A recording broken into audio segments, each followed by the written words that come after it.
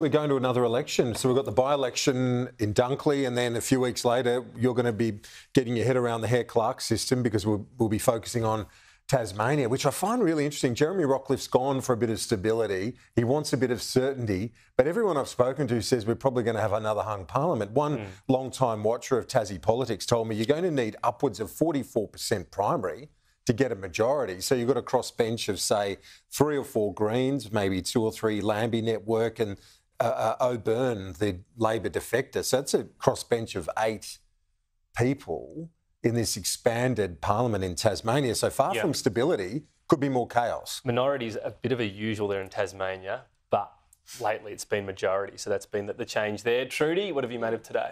Well, I think, as you said, Groundhog Day is a good way to put this. Relentlessly on one side, all you hear about is detainees from the coalition. It feels like it didn't really gain a lot of momentum today. What did we learn today that we didn't know yesterday? Apart from Dutton going in and basically now calling for Andrew Giles to be sacked by the Prime Minister. But on the other side, this relentless focus on every single person's getting a tax cut. Every single worker's occupation is going to get trundled out at one point or another as to who's getting how much money in which seat that's crucial at the next election. And we'll touch on it later, an advertising campaign to boot on that. Andrew?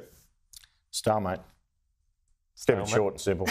OK, there you go. Andrew Clennell, very much on a budget there. Well, let's begin with what has happened while question time was on there. As you heard, Tasmanians are heading to the polls. The Premier deciding no more with these rebel former Liberal MPs. He wanted to avoid that uncertainty and instead take his state to the polls early ahead of schedule. Well, I've just returned from visiting the Governor, who has accepted my advice that the House of Assembly be dissolved and that a general election be held on Saturday, the 23rd of March. Can I say very clearly, this election is about who is best able to restore stability and certainty, so Tasmania can take action on the issues affecting you right now. We do have a strong plan, which is all about addressing these important issues, but the Parliament has become unworkable.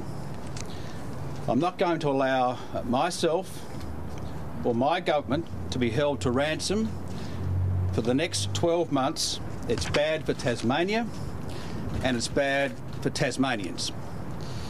So I've taken the decision to call an election so that Tasmanians can have their say.